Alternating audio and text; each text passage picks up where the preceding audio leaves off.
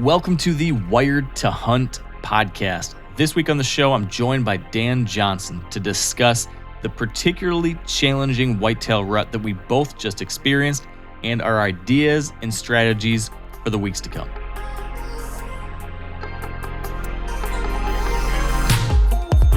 All right, welcome back to the Wired to Hunt podcast, brought to you by First Light and their Camo for Conservation initiative.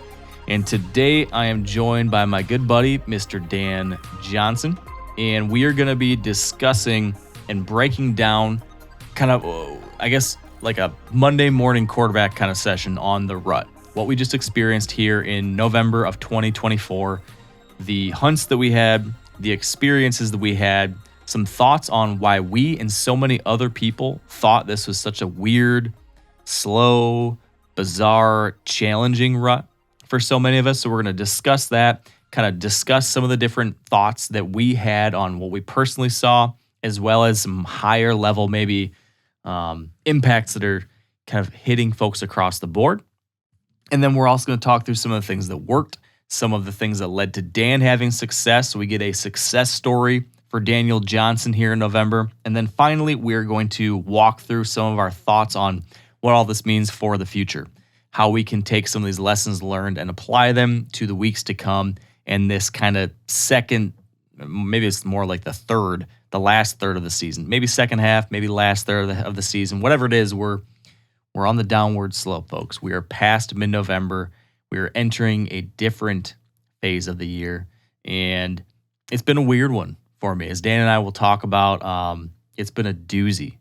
I've had some just funky, strange things going on, both hunting and outside of hunting.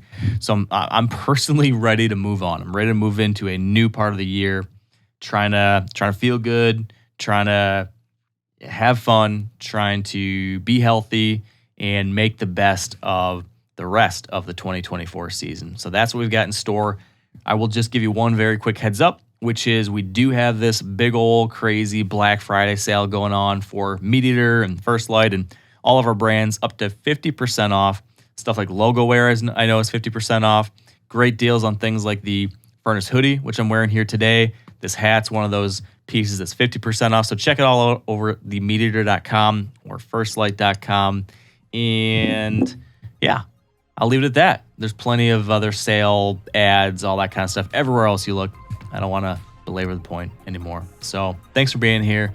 Hope you all have a incredible Thanksgiving. Hope today is a day, if you are listening on the day this launches, where you are spending time with friends and family and appreciating the many blessings that we all have and the incredible opportunity that we have here as hunters. So I'll also just note that I appreciate you all tuning in, being a part of this community, and being good stewards of our traditions, our resources, and all those wild critters out there. So without any further ado, let's get to my chat with Dan Johnson as we recap the 2024 rut and our thoughts for moving forward.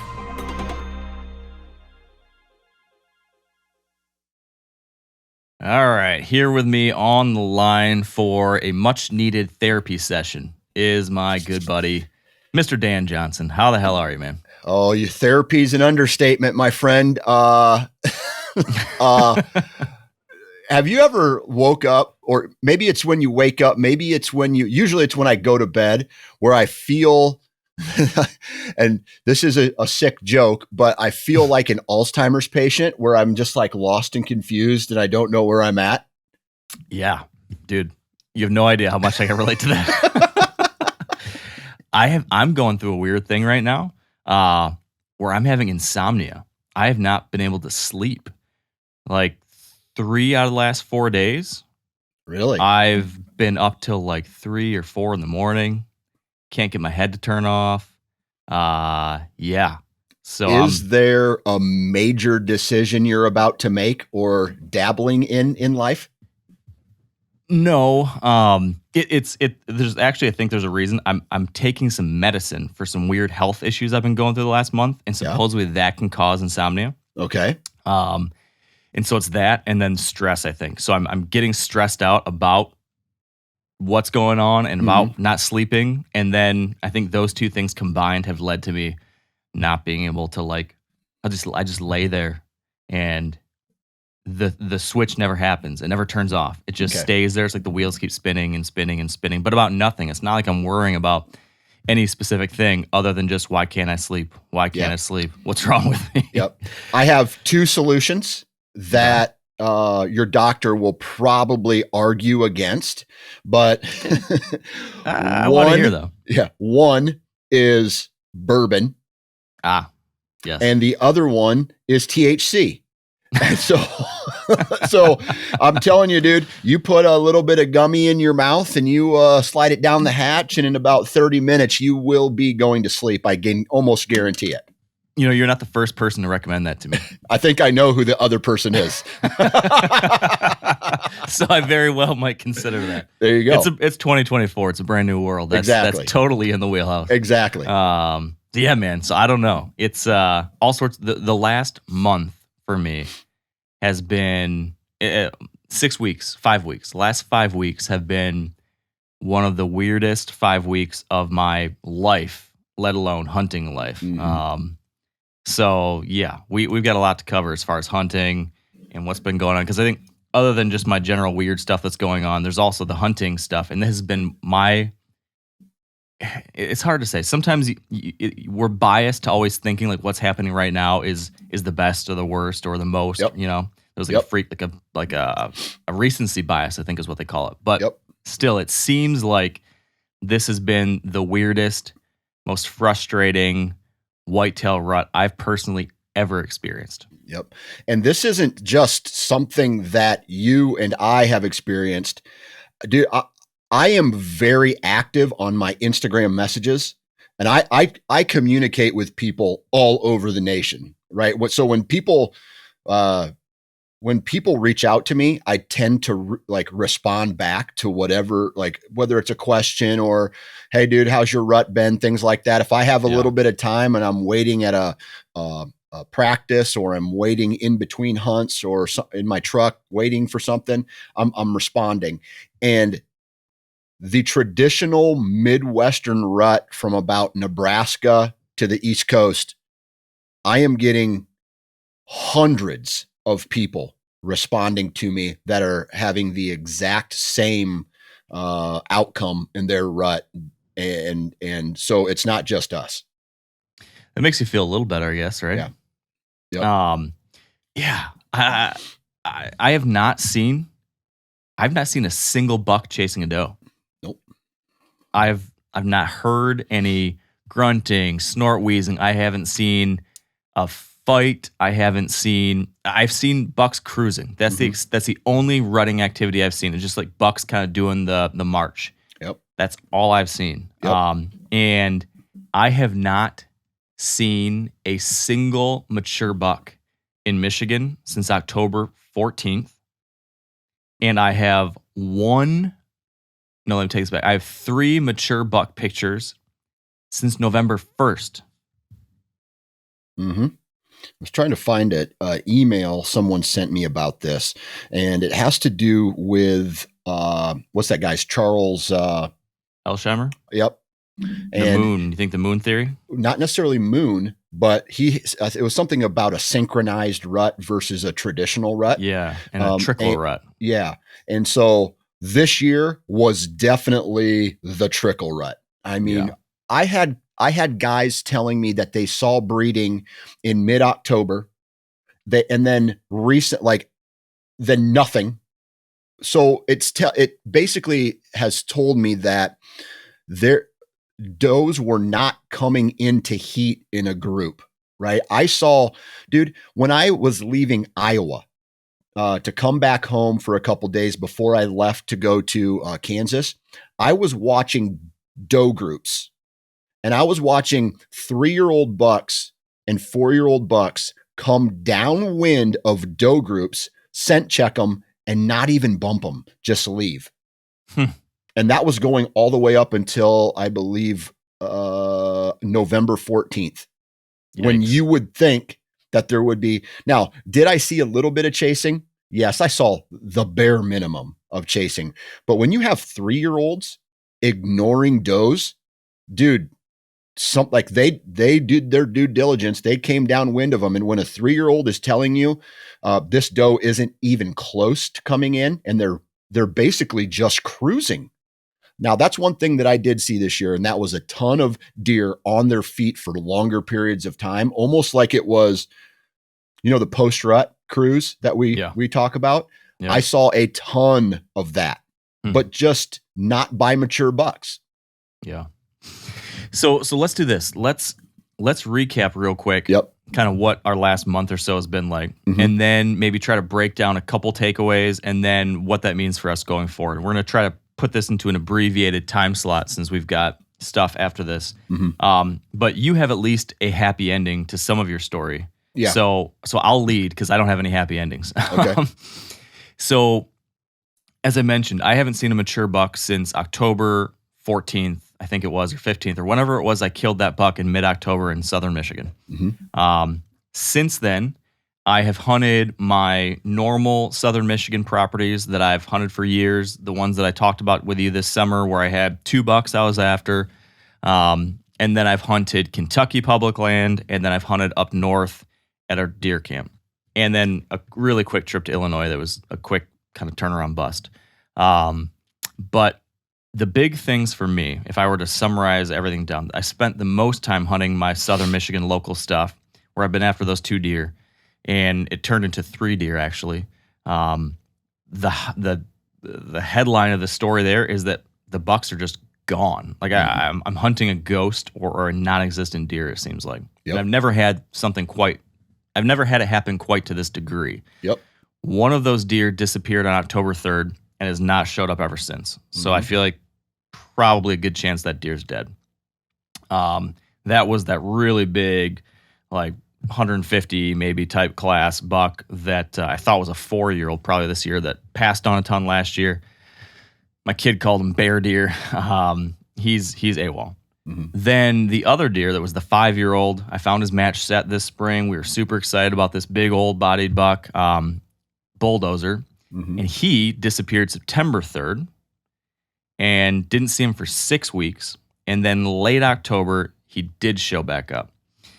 But this is a deer that has been a homebody for the last 2 years. I mean, I passed him a bunch. I have countless pictures. I went and I've got these things on a piece of paper. I went and I mapped out every single picture I have of him last year during the hunting season.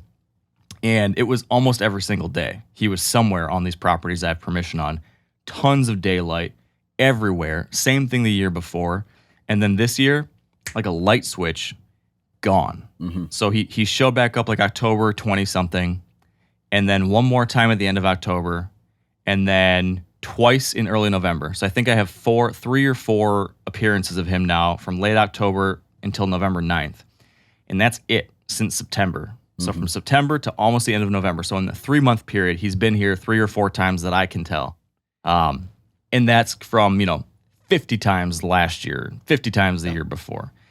I don't know what else to do about him. I don't know where he is. I don't know what happened. I don't know why he would change his behavior as a 5-year-old like that. I've never seen a 5-year-old totally change.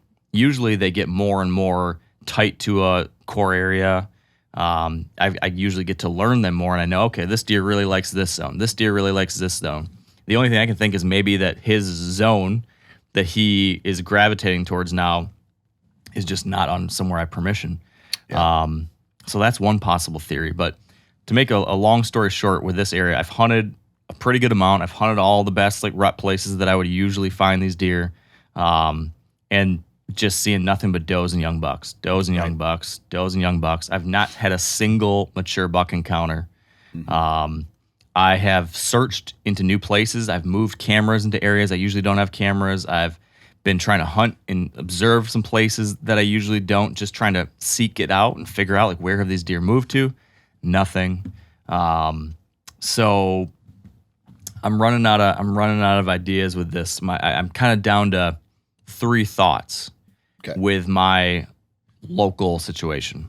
One is to just keep searching, keep moving around, keep glassing from afar, and the idea being to hope that something will show up eventually. Like I am hunting tonight and I'm going to hunt a part of the farm I've not hunted since the very beginning of October that I don't think they'd be there because it's not where the best food is right now. And there's kind of like a really, really strong late season food source on a neighboring property that I think is pulling most of the activity. And so this is not there, but it's a place that I've ignored because of that. And so I've got to think, well, maybe I just need to go to the place where I haven't been at all. And even though I have a couple cameras there that have not picked him up or picked up anything, maybe it's worth a shot. Just, you can't trust the cameras entirely. Mm-hmm. So I'm going to explore a new area tonight and just see. So one idea is keep searching, keep moving cameras, keep scouting, yada, yada. The second thought is to just wait and basically hope that something's going to move into the area, hope that the late season, move to food will make them return, hope that once we finally get a really good cold front and snow, that'll get something moving. And again, the one big thing, there was, I guess, two possible big things that I think could be going on here. Three, I guess. One, these deer could have gotten killed, and it just might be that there just isn't mature bucks now. One of them I feel pretty confident is probably the case.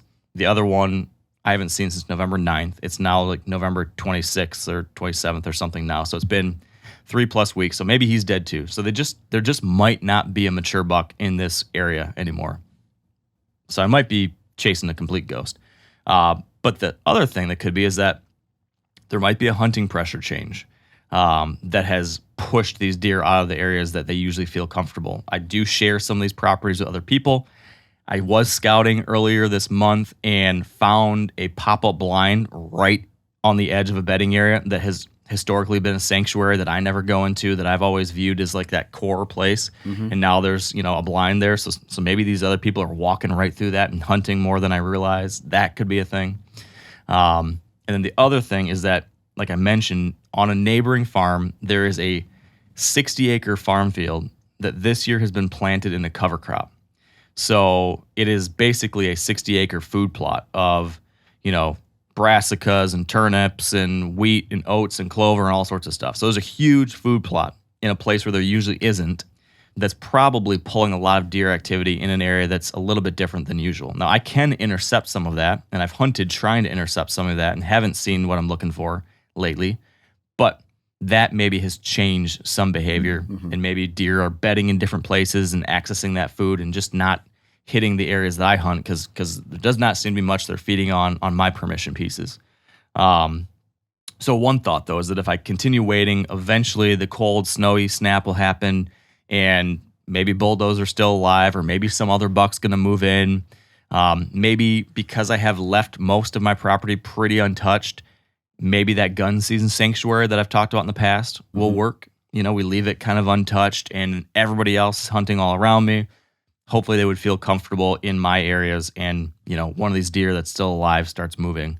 I've not hunted my pieces since gun season opened, which has been more than a week ago. Mm-hmm. So that's a hope. And so that's kind of where I'm at right now as far as trying to kill a buck in this zone. That's what's happening. I got questions, Mark. Yeah, I got questions. Give me your questions. All right. Question is, this is a long question. Iowa, dry all August, dry the first part of September. They did get lots of beans out in Iowa, but because usually beans get combined first.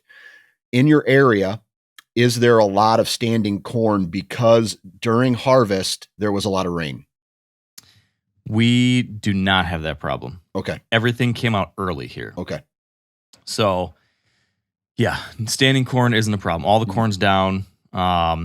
We have the opposite in that a lot of fields have been chisel plowed. Mm-hmm. So there's a lot of dirt around, if anything. Yeah. Iowa, my farms, the counties that I hunt, I mean, we're talking beans got out okay, but right when they started transitioning to corn, we're talking lots of rain, and then it dried out, and then right when I didn't even hear a combine running this year. Wow. Okay. And so we had a scenario where right as it started to dry out, it rained again. Right as it started to dry out, it rained again. And it was substantial rain to where on the farms that I hunt surrounding these farms, Most of my main farm was in beans this year. And so something happened too in my farm where they combined the middle and then they left the edges of the bean fields. So I don't know if there was some kind of rot or mold or something on these beans and they just didn't pick them, but the deer are eating them. So this is a late season opportunity for me per se, but we'll see what the shotgun season does. Outside of that, we have, so, I mean, we're talking hundreds of acres of standing corn, and throughout my travels in Iowa, down through Missouri into Kansas, I've seen more standing corn this year than I've ever seen driving. And so I think that played potentially has a huge role in some of the spread out numbers, maybe. I know northern Missouri, southeast, southern Iowa has been impacted by EHD. I typically don't see a lot of dead deer or find a lot of dead deer, but I know that on certain properties, especially all the way even up to where my dad lives in north central Iowa, massive amounts of deer found by pheasant hunters this year that were found dead. So that has, and this is one of those scenarios that we talked about, like the death by 1,000 cuts type thing, where we have drought, we have standing crop, we have potential illness, and then just a variety of hunting pressures as well. I'll mirror the sentiment that you shared with October 31st on one of my farms. I had 3 shooters all show up on camera that day. I was down there hunting. I think I started my rut vacation on November 1st with high anticipation.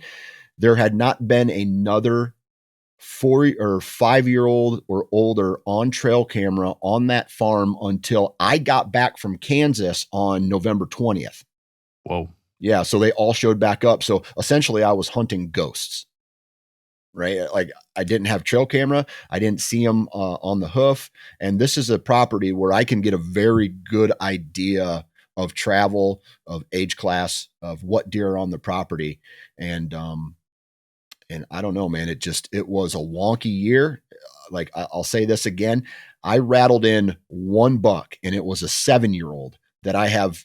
Last year it was a 176. This year, he was like a 170 class 6-year-old. Like a beautiful 10 with some junk. Wow. This year he dropped down to like a mainframe 7. Same tine length and mass on his G2s, but I rattled him in the last morning before I left to go to hunt Kansas, and he showed up. But guess what else I rattled in? A frickin' horse. What? One of the horses that are on the property came to investigate all the noise. And so that buck was coming straight to me, but so was the horse. And so then that buck flanked me, I want to say 60 yards. I had no shot. Wow. And I wasn't going to take that uphill through thickness. And did you have a shot at the horse? Oh yeah. Oh yeah. So trust me, I thought about it.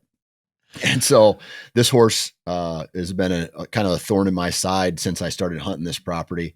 Long story short, that was the only time I saw a deer, and I mean deer period, respond to grunting, calling, snort, wheezing, anything. Man, not even a dumb 2-year-old came in to investigate rattling this year. And I swear to God. It's so funny you say that, because I didn't have a chance to grunt to any deer in Michigan because I haven't seen a single deer I'm interested in shooting. But when I went to Kentucky, I was there and I was hunting public land, all brand new stuff, had never set foot on any of this stuff. So it was basically like if any buck I would shoot. And I did see some deer, and I called to a bunch of them, and zero interest from anything. I mean, I couldn't grunt in a 1.5-year-old. Yep. Couldn't grunt in the possible 3 or 4-year-olds I saw. So again, I mean, this is all anecdotal. It's probably random, but it just has been such a strange year. And I don't know how to I don't know how to handle that other than just try to like press on and try not to get frustrated by it. Yeah. So 2 things I'll add to this, right? Number 1, there is a recession-proof type of conversation that I definitely think that needs to be had. And that is the people who hunt on managed properties with food plots, have the ability to do habitat improvement, hinge cutting, things like that. They did not, and this is the people that I've talked to, they did not see the disparity that many of us saw. Okay. So if you have the ability to plant food plots, and I mean substantial food plots. I'm not talking about like the quarter acre clover field stuff. Yeah. That's on 10 acres. I'm talking about the ability to manage a property. They didn't see that. They didn't see that. And so maybe that has something to do with it. Right. And then just from, I don't know, like there was something else I was going to mention about I got a brain fart here, but it had to do with like basically no 3-year-olds, right? There was people claiming that they saw the 4-year-olds and older and then the 2-year-olds and younger, but there was a gap this year that I saw one or maybe 2 3-year-olds this year and usually I'm seeing a real good next year's bucks pop up. And so this year I saw I saw good 2-year-olds. I actually passed probably a low 150s, high 140s. I was at full draw with him and I was like, he's 3, definitely a young body. And I let down and let him walk and that was like day 3, knowing that I potentially had other deer in the area. And so I don't know, man, I'm okay. And a lot of it, usually I have a sliding scale, definitely when I go on my out of state trips, but this year I set a bar really high in Iowa and I held that this year.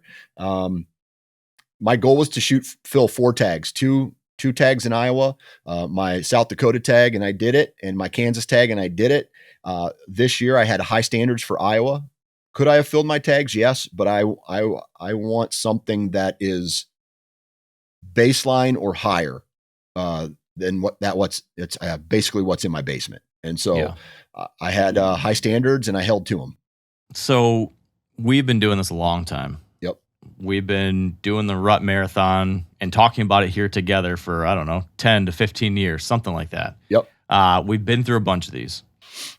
How are you dealing these days with that rut grind when it turns sour the way it has for so many of us this year, when it's been slow, when it's tough? I mean, I've been wrestling with this year. It's like, geez, it's just been brutal. But I feel like I'm older and wiser now. I should be able to deal with that better and recover from that better and not take it so hard.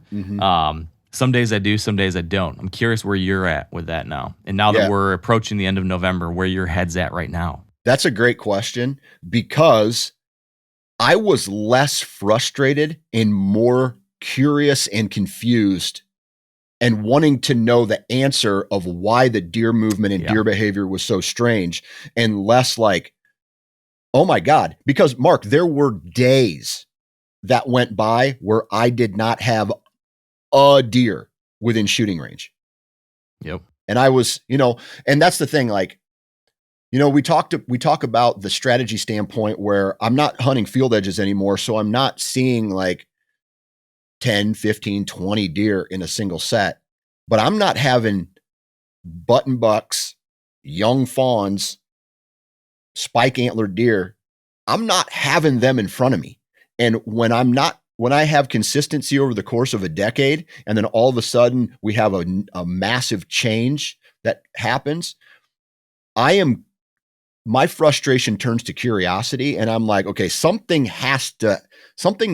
has changed. I want to know what it is. And then you get in your car and you drive around the sections and you're like, okay, well, there's standing corn here. And you start to look at precipitation levels. You start to look at drought. You start to hear rumors because hunters, they bitch the most out of anybody that I know, right? And I'm one of them where I'm like, Jesus, what is wrong here? What is wrong here? Yeah. But most of the time, it's just shitty hunters complaining. Some of the best hunters, and when I mean shitty hunters, I mean the guys the weekend warriors, right? And maybe they're not shitty, but the guys who have less time up in the field than we do, right? And so you start to hear guys like that who become frustrated. But then something happens when you have guys who are spending multiple weeks in the field, and they're starting to be curious and confused, and they're starting to get frustrated, because when you say to guys like us, it's just a matter of time, right? It's just a matter of time till something shows up.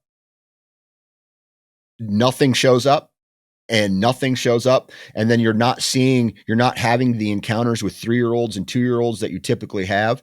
The only person who's not affected by this somehow is Andy May.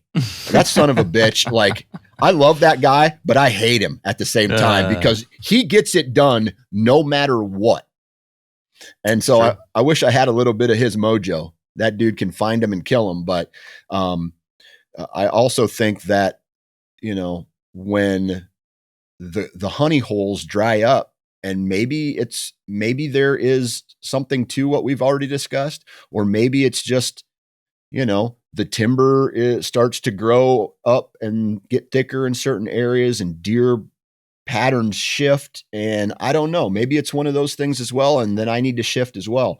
But when you have 10 to 15 to 20 years of experience on a farm, it usually allows you to have a good indication of deer behavior and movement and terrain features and things like that. And again, I'm just beating a dead horse, but it was off.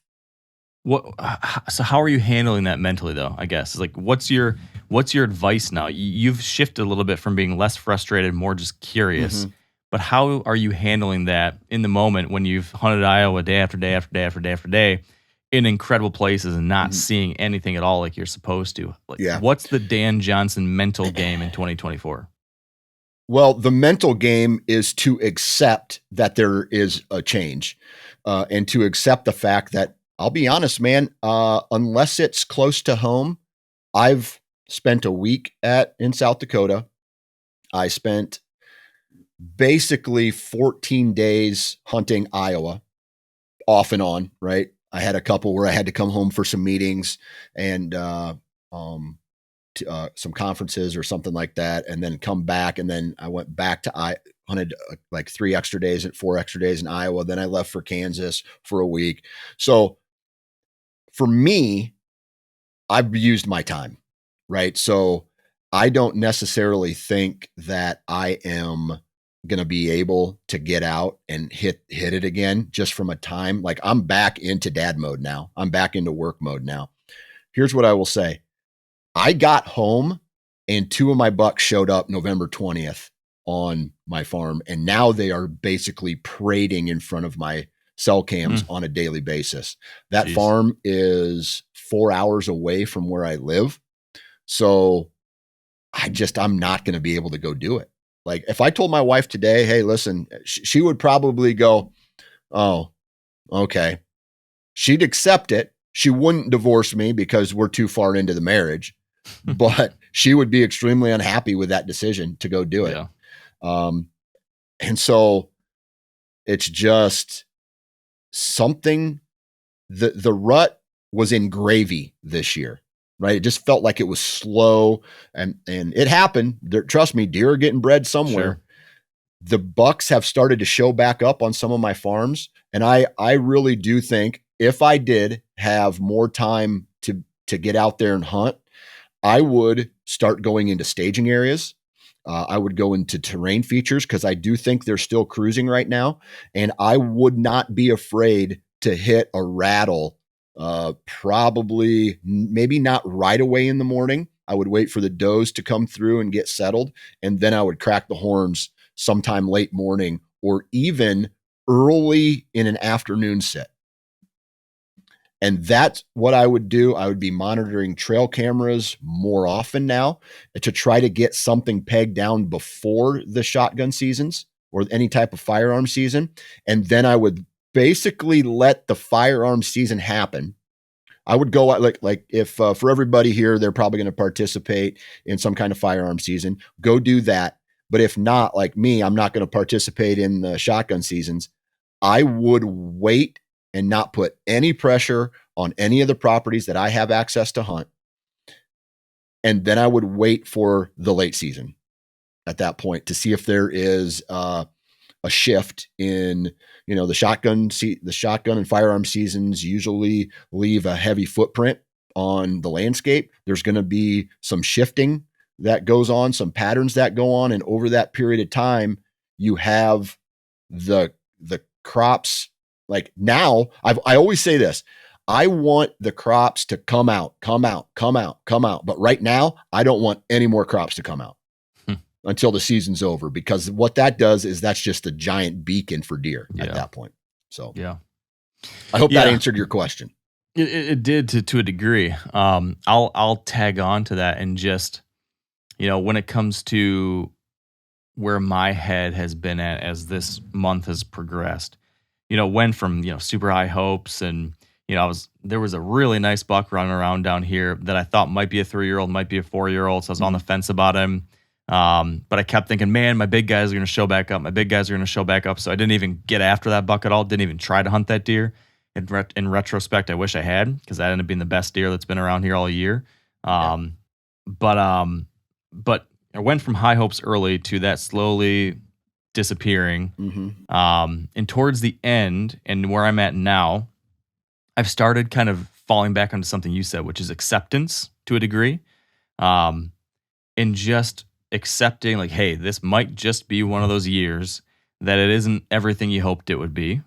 And you can do one of two things. You can either be miserable about it and bitch about it and complain about it and feel bad about it, or you can accept, hey, this wasn't what you wanted. How do you make the most of it moving forward? And so I'm trying to lean in that direction. So I'm accepting, this wasn't what I wanted. What would this look like, though, to have a really fun rest of the season? Oh, yeah. So part of that is doing the things I mentioned. Like, I'm still searching for these bucks. I'm still waiting and hoping that, come late season, there's going to be these changes and that they show back up. So I'm not going to explode my spots and ruin them now. So I'm going to keep observing, scouting, watching, doing a couple little hunts like I'm doing here today. But then also I'm getting pretty close to switching gears and getting to taking the kids hunting and shooting does and just doing like the simple fun stuff, like inviting a bunch of friends out to go have a doe night and have a good time and do that kind of stuff that's less pressure filled, that I can do no matter what. It doesn't matter that there's not a mature buck around, because, hey, we can go out there and do something really important, which is manage the does, have a ton of fun doing it, spend time with your buddies or your kids. Like, I'm very close to flipping the switch and shifting that way all the way, or at least starting doing that on like my outside exterior areas and leave a couple core places alone with hopes that something shows. But yeah, I'm leaning more and more towards, I've been asking myself this question throughout recent years, especially this year. Whenever I find myself stressed or frustrated with how the hunt's going and stuff, I'll ask myself, what would this look like if it were fun? So like, what's the fun version of this? Yeah. And so like, the fun version might be, you know what? I'm not going to hunt all day today. I'm miserable. I'm frustrated. This sucks. I'm going to take I'm take an hour and I'm going to go get lunch and I'm going to feel good again. And then I'll be happy and we'll enjoy the rest of the day. Or maybe it's, hey, you know what? I'm not going to do a run and gun set at 3 a.m. into a brand new place. I'm actually gonna slip in at gray light and glass and scout my way in, and that'll be kind of fun and different, and it'll be a change of pace. And I'm just allowing myself a little bit more flexibility in what I'm doing and how I'm doing it to try to, we've talked about this endlessly over the years, like keep this from being like a military mission. And instead it being like, hey, this is supposed to be fun. Do the thing that makes it fun. Yeah, work hard. Yeah, do the right stuff, but you can take it too far. And so that's, I'm constantly walking that line. And so this year, my question that I've been, like the little phrase has been like, what would this look like if it were fun? And then I'll be like, oh yeah, it would be chilling the F out and, doing this, or you know what, taking this afternoon off and picking up the kids from school because you've missed the kids and that would make you feel better, or whatever it is. And those things have helped. And I think this, looking forward into the next month of hunting, that's really going to be where I spend a lot of my mental time and my energy. So one thing that we didn't talk about was, and I just want to briefly mention it because I do think it's important. And that was over the state of Iowa, we had this stagnant low pressure where throughout the course of the first 2 weeks in November, usually what happens is I pray for an east wind and I'm like, give me one east wind or a front comes through and that's going to give me an east wind. I had 6 days in a row of east winds. Wasn't that weird? We did too. And so we had this crazy thing happen where my farm is a vertical rectangle, and on the west side of it is where all the cover is. So in order for me to hunt that farm on an east wind, I have to go through cover morning and afternoon to get to the stand location so that wind blows out into a pasture. And that's pretty intrusive when you're walking through, timber 2 times a day in order to hunt that property. Could I have done it a little different? Probably. But that would have meant I was also extremely aggressive on my wind. And I didn't want to do it. Right. And so the other thing I want to mention real quick is a lot of this has to do with like filling a tag. And so I have my Iowa archery buck tag. And I think that having it is making me want to fill it. Okay. Right. And so something cool has happened over the course of the last couple months. And I got connected with a group of people who own a vineyard near where I live. And they have suffered a ton of vine damage because of deer. And the deer eat the grapes throughout the summer. They chew on the vines, and they're basically it's what is that called? A depredation tag. Like it's depredation to their crop. And so they have started allowing people, basically employees, to hunt that area. Well, they invited me to come out and hunt. Because basically they're like, well, you're not some Joe Schmo. You actually have accuracy. We don't want, dead deer or some. Well, this year I did. I did. But it's going to be cool because I have no problem putting my tag on some spike buck. It's 5 miles from my house. It would just that, and then I could fill my tag. I could get the meat, and then my tags fill. And then the only thing I have to worry about is a potential late season tag. And so it would be cool to just get rid of that tag. And then I don't even have to worry about my archery buck anymore. You know what I mean? Man, there's something to be said about how refreshing it is to change your standards for a hunt sometimes. Like some people are very militant about that. And they're like, you should never do that. But I again, like, who cares about how big a deer you shoot, how old a deer you shoot, whatever? If you're not enjoying yourself, if this is not bringing you joy, then you got to change it up. And like for me, like when I switched to doe season and you go out there hunting and like, man, any doe that comes in range, it's game on. Yeah. So fun. Even when I was in Kentucky, it was really hard and frustrating and all those things, but it was still exciting in moments because like, hey, you know what? I'm going to shoot any buck that's like half decent. And so I was almost, at full draw on a couple deer that I would never even blink at, here at home. But there, it made it a whole heck of a lot more fun than it could have been because I realized, hey, this is a new situation, tough terrain, tough stuff. Let's go have some fun with it. And that definitely helped. So if you're in a funk, you should not at all feel like you are beholden to some standard that is set by the internet or set by TV or set by your hunting buddies. Just do the thing that's exciting and fun in the moment. That can cure a whole lot of ills. Oh yeah. And I think, to be honest, Mark, what you're going to start seeing more out of me is a dude who's filling tags. Because I like the grind to a certain extent, but I also like, I hope this doesn't sound bad, but I like killing deer, dude. And I like putting that meat in my freezer.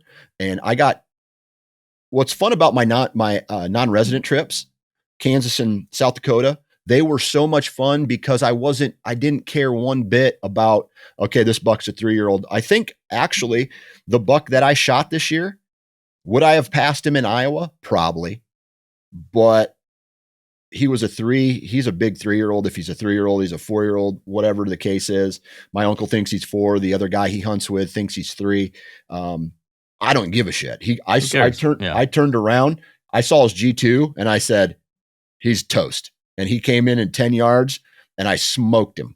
And it was fun. Like that whole thing was fun. There was no standards. Like I passed small deer because I felt I needed to, because my uncle hunts in a place where they have good quality deer. And so I felt like it was my responsibility to hold to that standard somewhat. But I told him like, hey man, I'm probably going to shoot a 3-year-old off your farm. If I have the opportunity. He's like, dude, go for it. Right. Yeah. And so this year was a ton of fun because I did have the non-resident trips. And then I was able to hold to a certain standard in Iowa. But that's because, I think what you're going to start seeing out of me is there's certain deer that can get big. And then there's deer that probably, if you got a 120-inch 3-year-old, there's going to be years where I'm going to be shooting, I don't want to say management bucks because I think that's goofy. I will say lower genetic bucks to fill the tag, to get the meat and to put that euro on my wall, because knowing, it's going to take that buck off the landscape. There's going to be less pressure for the genetically superior deer. And so on top of that, dude, shooting deer is fun, man. Shooting deer is fun. Yeah. Tell me about that Kansas hunt real quick before we got to go, because we haven't covered that. So you had the rough Iowa, but Kansas, you turned it around. Yeah. So it's a 6-hour drive, 7-hour drive from where I live to get to where I hunted in Kansas. And so my stepdad was talking to me about it. My uncle, in the past, he's been talking to me about it. And he's like, you're not going to see the number of deer that you typically see in Iowa. And I'm like, okay. Week before I go, my uncle sends me a picture. He dropped a 180-inch 9-pointer with 2 flyers off his G2s, an absolute slammer 5 or 6-year-old. And so it's a buck that they passed the previous year, and another guy, the other hunter, missed it. And so long story short, they hunt in an area, I'm telling you, Mark, that it's not a ton of deer. And it surprises me because they hunt on like thousands and thousands of acres that have maybe 70 total acres of huntable space, unless you have a rifle. There are 0 deer on this farm until they take the cattle out in late October. Once they get the cattle out, the rancher locks the gates, and then the deer come into it from the surrounding areas. Okay. They're somewhere, but they're not on this farm. And so you have 70 to 100 acres of huntable space, and it's just little fingers of cedars, black locust, and Osage orange trees, scrub trees. I was in a tree stand at one point that was 8 feet off the ground. Right. And I was probably 10 feet off the ground when I shot my buck. So you're not getting high at all. Yeah. Saddle hunting is great, but I went back to like this pure basic fun. Like I was climbing up ladder stands, dude. You know how long it's been? It's been 12 to, I bet you the last time I hunted a ladder stand would have been the late 2000s, early 2010s. Like, man, they're comfy. Oh, nice dude. And easy. Oh, dude. There was one point where they had that little thing that you could fold out, and I was straight. I was leaning all the way back. I could take naps in that thing. Oh, dude, it was awesome. Uh-huh. And the baiting thing, right? So I did hunt over bait a couple hunts. And so that was something different and unique to experience. And that's a whole nother conversation sure. as far as that type of strategy. But it was, so that's a long way of saying I got down there fully expecting to not see any deer, fully expecting to, and really what it was is just a continuation of what I had seen the last handful of weeks. Very slow, like So it wasn't like this huge drop off of movement or a huge drop off of deer movement. I was seeing young bucks. I was seeing does. I was seeing, some 2, maybe some 3-year-old deer past some, 130-inch 8-pointer, or excuse me, 130-inch would have been a 9-pointer, I think he was. Small, you can tell he's young. Plenty of deer. And my uncle is just telling me, like, dude, out here, deer just show up. So you put time in the stand and you're going to see deer. And we bounced around to a river bottom ground that had ag in it, flat as a pancake. And then most of the time we had to wait. Again, we had to wait for a wind shift. We were getting tons of east and southern type hunts. We had a big front come through, wind and rain and things like that. And then all of a sudden, here comes a day with a bright, sunshiny northwest winds. And that's the day that I killed my buck. So, and the setup was like one of these little fingers. Yep, it was a creek bottom that was probably 50 yards wide, and there was cedars and thickets, and the cattle had been in there all year, so it was stomped flat, and you could see forever under this canopy, where it was like I want to say 6 to 10 feet tall, and then nothing below it because the cattle had stomped it down and rubbed against all the trees, and there wasn't a ton of vegetation under there, but it's still cover, and that's where they were hanging out. And so I was along this creek bed, and it was just the perfect funnel where all of these hills kind of this pasture came down to this creek bottom, and then the creek curved on like a half circle to the north and came back to the south. And all it did was just create this perfect pinch point. So I got into the stand. I got to the bottom of so 2 days previous, we set it up. No bait. We basically were just hunting a pinch point. And so we had to wait for that front to come through. And then the front came through. An afternoon hunt. We finally got our northwest wind. I climbed up in it, and I dropped my ozonics out of the tree at 2 o'clock. I climbed up, dropped my ozonics down out of the tree, climbed down, climbed back up, and I slipped off of my PSA, wear your safety harness or your lineman's belt, because it saved. I don't know what would have happened to me. I wasn't very high off the ground, but still, I have a huge scratch on my knee, and I had a puncture wound on my inside of my leg from the other stand. If it wasn't for a pair of pants getting snagged on it, I don't know what would have happened. I had my lineman's belt on, but I would have went straight down. Anyway, I climbed back up, I got my saddle on. I'm sitting back, put my hat on, and I'm getting ready to record something on my phone. And I hear a single snap. I look back. He's at 25, 30 yards. Stood up, drew back, and I had put an arrow in him at 2:15. So I was in the stand 15 minutes when he showed up and was cruising that bottom, and shot him right in the heart, and watched him disappear into around a cedar tree that I couldn't. After that, called my uncle, found him, drug him out, had Coors Lights and bourbon. A great reminder that it can all just change in a minute. Quick. Yeah. After everything's going wrong too.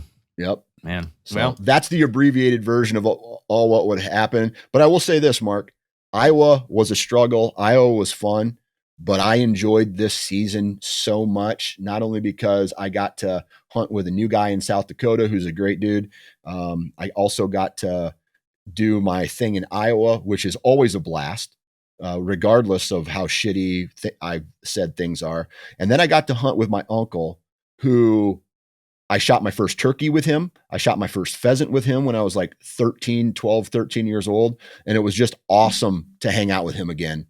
And an absolute blast, man. Absolute blast of a season thus far. And it's not over yet. So who knows what's going to happen?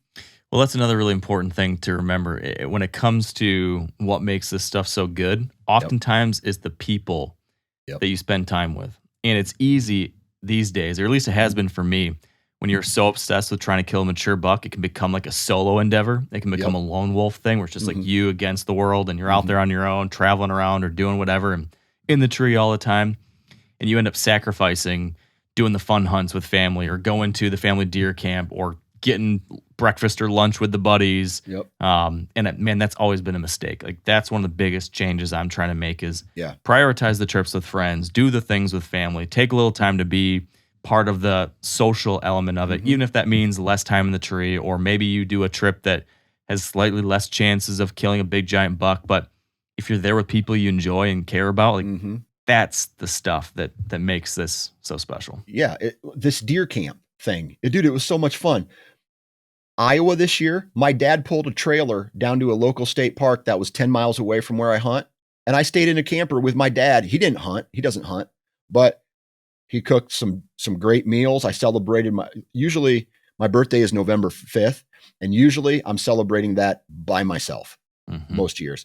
This year I was able to celebrate it with my dad. He cooked me a steak That's cool. out on the campsite. I stayed in his camper, electricity, TV. Like it was not this grind. The time in the tree stand was the grind, but outside of that, man, it was absolutely it's just 100% success this year, period. Yeah, man. I don't care how it turns out. That's the good stuff right there. Yeah. And a great thing to leave us with here today as we go into the rest of the season. I think thinking about that kind of stuff, prioritizing those types of memories and moments for the rest of the season will do us all really good. So Amen. Thanks, buddy, for making time to do this. Yeah, absolutely. Good luck the rest of the season, Mark. Thanks, man. You too. All right, and that is a wrap for us today. Appreciate you joining us. Thanks for being here. As I mentioned at the top, happy Thanksgiving. Hopefully you are having a wonderful holiday, eating lots of good food, getting out there in the woods for some hunts. Please be safe. Please have fun out there and enjoy these most wonderful final days of November. And until next time, stay wired to hunt.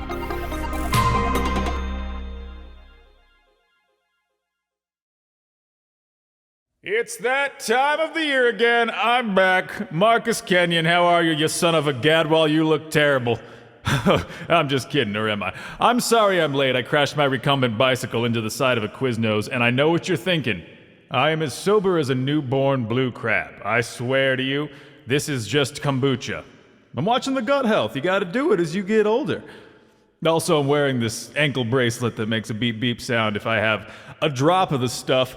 Also alerts the authorities, who in turn alert my parole officer, so there'll be none of that in the studio today. I promise you.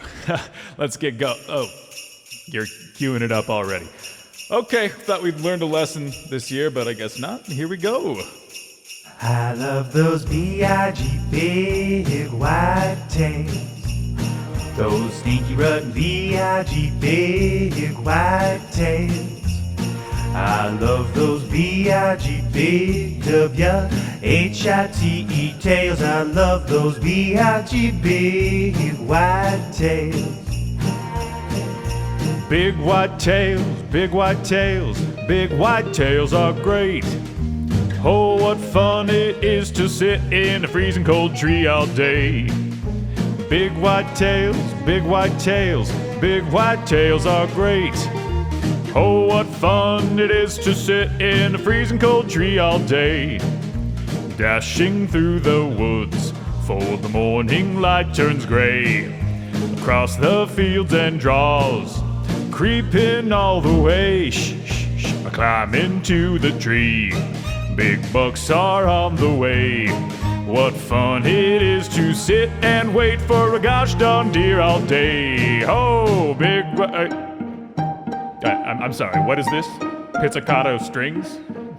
Who do you think I am, Enya? Get this out of here. I don't want to hear it. Thank you. Big white tails, big white tails, big white tails are great. Oh, what fun it is to sit in a freezing cold tree all day. My hopes and dreams are high.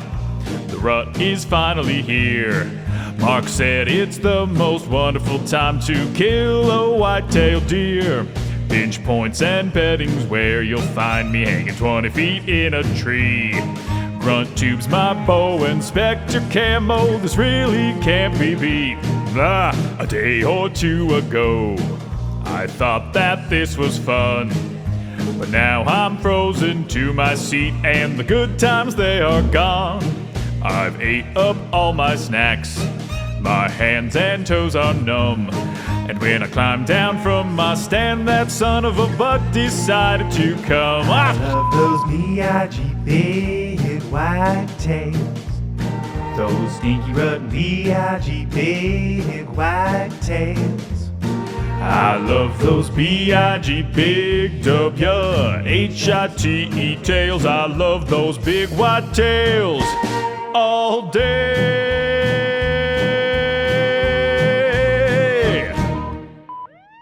I don't know why this is happening. I swear to God. Oh, officer, what seems to be the problem here? Oh, this? I don't know why this is happening. It must be a malfunction. You know, sometimes this happens when the batteries run low. You don't need to smell that. That's just kombucha. Okay, yes, you've got me. It's Everclear and Pacific Cooler Capri Sun. I am so sorry. I don't know why my life has brought me here. Marcus, I'm so sorry. Enjoy the rut or whatever. Good luck. Boys, good to see you. Hayden, it's been a while. Hey, sorry I'm late. I crashed my Pontiac Aztec into a light pole and had to walk the rest of the way, but I'm here now. That's what matters. Can you give me a glass of scotch, please, Hayden? Just 2 rocks in there. I don't like ice. We're starting already. This is happening. Okay, just give me the glass. Thank you. Okay, here we go. It's the most wonderful time to kill deer.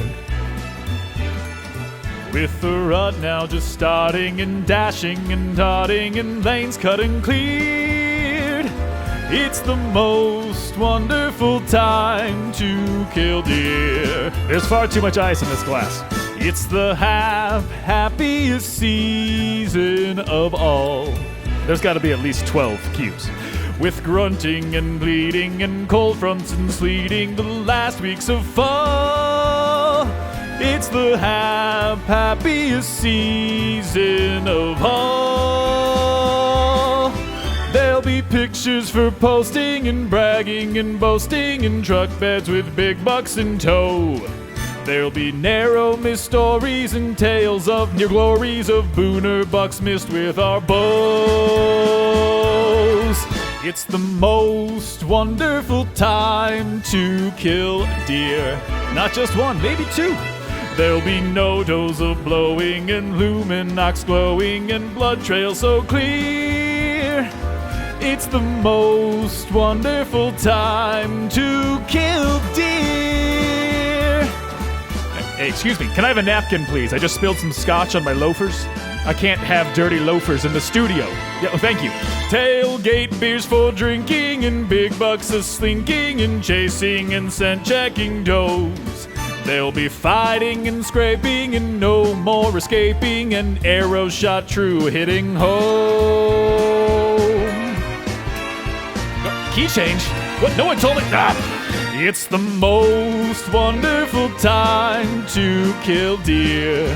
I was very unprepared for this.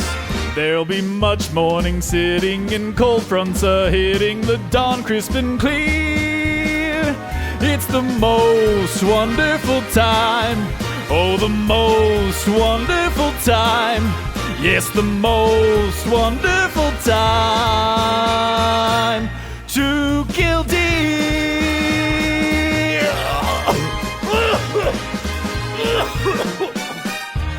There's too much ice in the glass. 2 rocks.